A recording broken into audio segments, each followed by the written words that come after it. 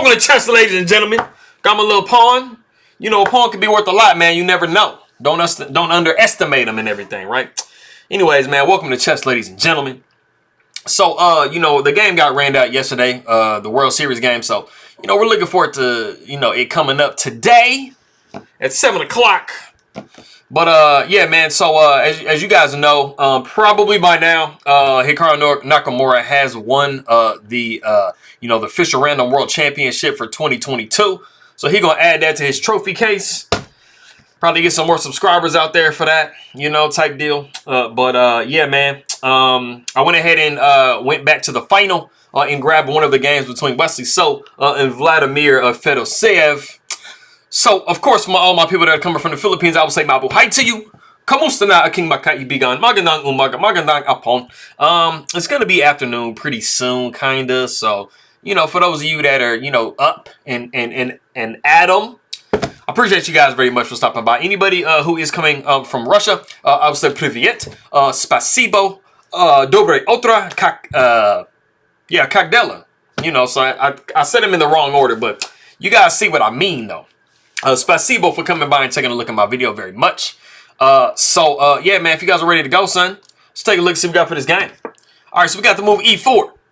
Best move by test. I mean, I don't really know. E4 is not like guaranteed a great move in chess 960 because, as you guys know, all the pieces are jumbled up. But controlling the center, you know, a lot of the understanding and strategy of chess still does apply. I mean, you want to control the center, you want to centralize your pieces. Those are going to be, you know, usually, you know, things that kind of help you win the game. We do see the move G6. We got F4. We got the move D6. We got G3.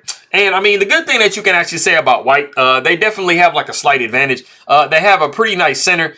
They have this bishop that could come out, this knight that can develop. The bishop and the queen and everything can all come out. So, I mean, that's definitely something that you want to do. You want to make sure you're not overextending your pieces, though. But that is something that you want to be trying to do. You know, create space for your pieces to come out. It's a little bit more difficult when you're playing 960 than normal chess. And plus, of course, you know, you can study theory in normal chess. And the point of 960 is to try to avoid all that altogether. That's what Bobby Fischer said. So we got the move C5. We got knight up to F3. We got bishop to C6, which might be a little bit of an issue because this E4 pawn is actually undefended. But we just got the move queen to E2. We got knight to C7. Knight goes up to B3. And I mean, so far so good for white. They've actually built a little bit more of an advantage than they had before. You know, they kind of have a little bit more of their pieces out. They got maybe just a little bit more space. So, you know, D4 is definitely a possibility of coming up in the near future. So, I mean, everything's kind of going pretty well for white. So we do see the move B6. We got the move D4, like I mentioned before. And then we do have the move knight to F6. Now, of course, with this bishop hitting this pawn early on, you know, the queen, you know, defending it came in handy. But right now we got both of these, you know, pieces attacking it. So what do we do with a great center? Exactly. We push it, man. We attack. You know, usually when you build up a really nice center, you have the ability to start trying to push, you know, your opponent back a little bit. So we do see the move E5. Absolute best move in the position. And white has a complete control over the position. You know, as long as they can kind of maintain and keep things rolling. So we do see knight going to D7. We got the move C4. And then we do see the move D5. And this is threatening to open things up. You know, whenever you have this type of attention, you know, things are about to start, you know, pieces are going to start flying. You know, stuff is going to start getting open, homie. So we have actually reached a point in the game already that if you do want to pause the video and try white, it's not like they have a 100% win.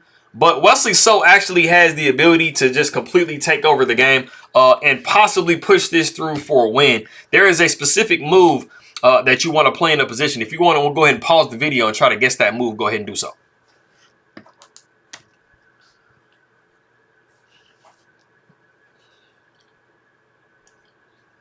All right, cool. So for me personally, it's by far not an obvious move whatsoever. Because at the end of the day, like, you're looking at these pawns, right? There's a lot of tension going on, you know, so your king is right here, the other king is right here. So you're kind of thinking probably more along those lines, right? But actually what you need to do in this position is actually move a piece out of the way. And it almost seems like you throw this piece away. And it is like purely computer. So this actually, it was not what was played in the game. But, you know, the move is actually knight to g5. Now, knight to g5 does have like some logic behind it. You know, you are attacking this pawn over here. And I mean, trying to, you know, kind of infiltrate a little bit. So it definitely has some, you know, some logic, like I said, behind it. But your whole main idea of the situation is trying to move the knight out of the way because you want to maximize this bishop. So probably what you're going to see as black, you're going to see the move h6. And then the knight goes to h7. Like I said, this is like completely computer stuff. So, I mean, it really looks like you trap your knight in this position. But basically, you're not only are you moving the knight out of the way, you're just kind of throwing the knight away completely. You're just like, I don't even care about the knight. All of the attack and all of everything is in this area of the board. So the knight actually doesn't even matter as far as winning is concerned. So there's two ways you can go about this if you're black. You can actually just say, hey, man, white has just trapped their knight. I'm going to get their knight. That's actually a mistake. If we do see the move rook to g8, which is suggested, you would be seeing long castles by white. And if you do, like I said, go forward, you know, you would see rook down to g7. Going full on, I'm just going to grab this knight. Like, what's the problem? Nothing really is going on over here. We got pawn taking c5, rook taking h7, and then we have the move d4. After the bishop goes back to a8, which is not the best move, but you're thinking, I mean, if I put the bishop right here, that's just a fork, right? Pretty much that is. So I'm just trying to give like all the human moves that you would see in this position. Bishop going back to a8, c6, knight going down to c5, pawn taking d5, knight taking d5, and this is an absolutely crushing position for white. Basically, black has done everything human-like, which is pretty expected. But, you mean, once b4 comes, this knight is going to be knocked out of the way. Queen to a6 is coming, and it's knocking the king down, knight to b5, and I mean, it's kind of lights out coming up, man. Also, you got this bishop, you got this rook on this knight. So, like I said, this is a very computer-like way to play. It is not surprising that, you know, anybody that's a human didn't, like, catch this at all. But going back, after the rook came to g8 and you see long castles by white, the absolute important thing that you had to do is defend this position. Like, not care about this knight whatsoever and actually go e6. After the pawn would take c5, knight taking c5, knight to d4, kind of what we saw before, you would be looking at queen to d7. And this is the actual super way to defend the position. And it looks kind of weird because, like, what human being is going to say, hey, man, I got this knight that's trapped over here, but I'm going to go ahead and let it escape with going e6. I don't think a lot of people would do that. I don't even think I'd do it, man, at all. Because, I mean, this knight really can't go anywhere, bro, at the moment. So you're just basically giving him an escape. But it's like the computer deems that you have to defend this position like so furiously that you have to let the knight escape or you're just going to die, like I showed you before. So going into this position here, like I said, you have to kind of do this. You have to make sure that you protect the d5 square. And that was one of the major issues with the position that we saw before. So if you guessed knight to g5, you would be superhuman, immortal. Wesley so actually did not find that. He went pawn takes d5, which was actually one of the better moves in the position as well. So it wasn't like it was a really bad position or bad move at all. So we do see pawn taking d4, knight b goes to d4. We got bishop down to d5, pawn takes b6, pawn takes b6, and then we do see the move b3. The only problem that we actually have in this situation right now is, yes, as white, you're thinking, okay, this king is open. But the problem is your king is open too. Not only do you have this bishop coming down, you got this bishop coming down, and you are threatening to open the position against your own king. So when you're attacking your opponent, you want to be very careful that you're not opening your own king in the process, because sometimes that could come back to bite you. So we do see pawn taking b3, pawn taking b3. We got the move knight to c5, double attacking that pawn. And so we just push it to b4. Knight 5 goes to e6. We got bishop to f2, knight takes d4, knight takes d4, bishop takes h1, rook takes h1, and then we do see queen to d5. And as you guys notice, I mean, black has actually kind of like turned the tables on white. I mean, they got pretty much all their pieces out. You know, this king is a little bit suspect. Like I said, you have to be really careful when you're opening up the position against your opponent's king, that you're not messing your own king up in the process. And that's kind of a little bit of what Wesley so did here. I mean, of course, the computer's like, no, we're dead even, bro. Everything is good. Just move rook to d1, right? But that is not what we see in the game. You know, you do want to kind of get your wrist connected, but this isn't quite the time to do it. The king does go to b2, and it has brought me to my second guess the move portion.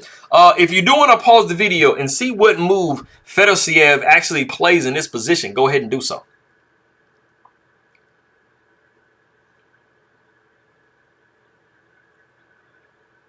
Okay, I actually think quite a few people get this. And so the main thing that you have to be thinking about in the position if you're black is this bishop. So, I mean, you got the knight kind of out. The queen is centralized good. I mean, the king is somewhat safe. You know, you should be thinking of like, you know, maybe having some type of, you know, rook movement. Or the major thing that you have to be thinking about if you're black is the fact that this bishop is actually opposite this king. Is there any way that I could try to get this bishop opened up against this king? And if you guess the move f6, that would be absolutely correct. You are threatening to rip this position open and expose the pin on this king and just expose the king along this diagonal. And that is absolutely what you should be doing in this position. We do see rook b to c1. You know, we're trying to maybe take advantage of the fact that this knight is not the happiest camper in front of the king. But it actually can't too much be exploited. We do see pawn taking e5, and you see that black is that one step closer to getting that diagonal completely open. We do see queen to h6 with check, taking advantage of the fact this knight is pinned and cannot move. The problem is there's not really a lot of follow-up that you can get after this. The king goes to d7, we got queen to a4 with check, and we see the perfect move b5. And then we do see queen to c2. I mean, you know, the attack really just kind of gets fizzled. Like, it's not, I mean, you are attacking here, yeah, but like I said, this bishop is a monster, right? This file is open. This file is open. Like, the white king is actually in really, really dire straits. So we do see knight down to e6. And then instead of trading on e6, we see the knight going to b5. And it's just completely just allows the game to be, like, pretty much 100% won by Fedoseev. I mean, unless he messes it up. So we do see pawn taking f4 with check, and this is like discovering the attack with like monstrosity going on, right? We do see king going down to b1. We see rook b to c8. We see bishop up to c5, and this like it's actually kind of a sad move to make. Like, you really don't want to just throw your bishop in the way like that, especially in this type of an open position. You kind of want to keep the bishop. We do see the king going to e8. We got rook h to e1. We got knight takes c5, knight takes c5. Pawn takes g3, and then we have queen to e2. We're trying to get some cheapos, homie. Like white, like Wesley so literally is like, bro, just forget that you had checkmate on e7, man. Like, just blunder the mate. But I mean, Fedoseev is like, bro, I mean, I'm this level for a reason, dog. Bishop to f6, son. Now, of course, the computer has some flashiness in the position. They're like, man, don't even go bishop to f6 first. Go queen to f5 with check first. Ask white, what does it want to do? And it's kind of a hard question to answer because, man, you got this bishop slicing down, you got this queen slicing down, and you have this rook ability to come over here. Where do you go if you're white? You kind of have to go rook to c2. And then after that, go bishop to f6. And you have actually kind of put white in a box here with this possible checkmate coming up. So, you know, of course, the computer's always going to think of something better, right? So we do see bishop to f6. We got pawn takes g3, and then rook goes to a8, and we have reached the position that Wesley so resigns in. And like I said, it's basically because, like, what do? You do have this bishop and this rook converging to try to mate you. You really don't have nothing you can do. Like, you can't move here, you can't move here, you can't move here, right? The only thing you can do with your king to try to sidestep all of that is to go here. The problem is if you go here, you're going to be looking at this, and then it's yeet. Oh, man, no, don't do that, man, because now your queen is gone, and it sucks. I mean, after bishop to f6 and pawn takes rook to a8, the computer actually says that it wants you to go rook to c3. Number two, there's two reasons. Number one, to give your king some space, create some lift, right? And then also to just block that checkmate, you know, threat. Yeah, that's rough. And you see the computer, like I said, the computer pretty much blocked your only escape square earlier and made it to where when you go rook to e8, that's a really, really severe checkmate threat. So like I said, we got into this position here after rook to e8. Wesley so did resign the game. He said, I don't want any more of that. You know, Fedoseev went ahead and won this game. And this was game, I believe it was game 3. So, yes. Anyways, I appreciate you guys very much for stopping by. Maraming salamat. And spasibo for coming by, and I will see you guys next time.